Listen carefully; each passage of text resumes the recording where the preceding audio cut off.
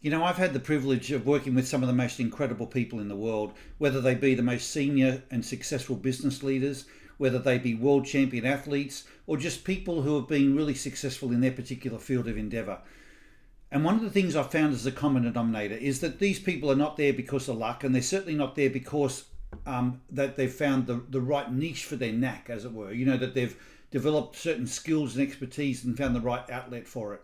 What I've found to be the more common denominator is that they've actually developed a level of self-awareness that allows them to reframe any situation, any role to suit their particular makeup. And yes, of course, they might be in the right field for their particular skill set and their passion and purpose. But even when you're in a role like that, there's still things that pull you out of stride and want to pull you in different directions, and might otherwise sort of challenge you, with temper or frustration. But knowing how to recalibrate yourself so that you stay in stride and at your very best in all those situations, that's what sets the very best people apart. Like when you're a world champion athlete, for example, but things don't go right out on the track, or something goes wrong with your equipment, does that decimate you, or do you have a way of regrouping so you get back in stride really quickly and able to get on and complete the task and succeed at it?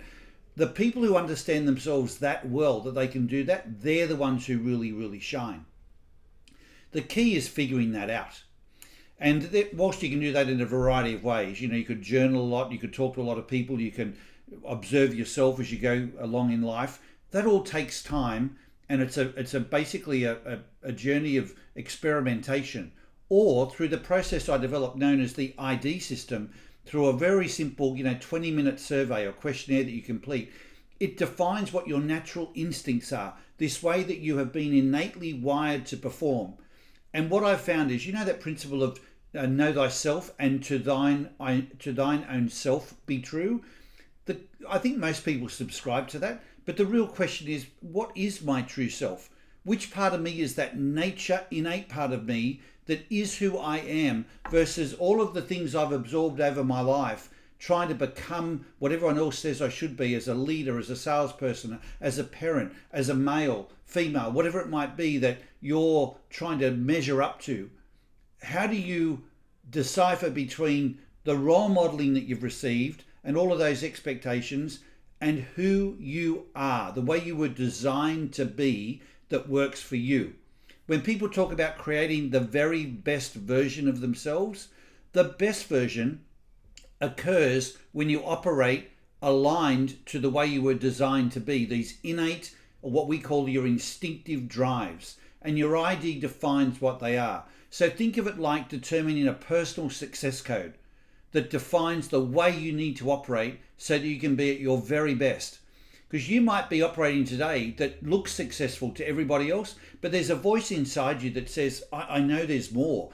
I know that this is not optimum me, or I'm succeeding, but I still lack fulfillment. And is it possible to actually get everything to line up so I'm succeeding and I feel that I'm giving my best and I'm fulfilled in doing that? And the answer is yes, when you're true to yourself, when you're true to your instinctive drives. When you do that individually, you give your very best performance. When you have this play out in a family, you have a family that has great harmony and everyone's sort of getting the best out of each other.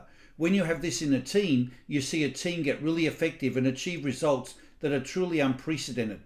And of course, when you can have a culture in an organization where this is how the organization rolls, where people are able to be true to who they are, they understand that in other people, it allows people to sort of get each other. And when people feel that they've been understood, it changes the dynamic and allows them to show up much more vulnerably, much more authentically. It allows trust to be commonplace. And when you've got trust, you can have the conversations that most people run away from instead of being able to have directly and very constructively.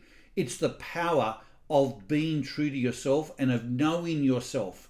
That's why that particular principle has lasted for so long, that people have paid, real respect to it, because it does make sense, but they've always been challenged by figuring it out. Welcome to the world of ID. It is the key to unlocking your full potential of knowing this true self part of you and knowing how to then operate for yourself and with others in a way that brings authenticity, brings out the best in each other, and creates the fulfillment that we're all searching for, to be the very, very best version of ourselves.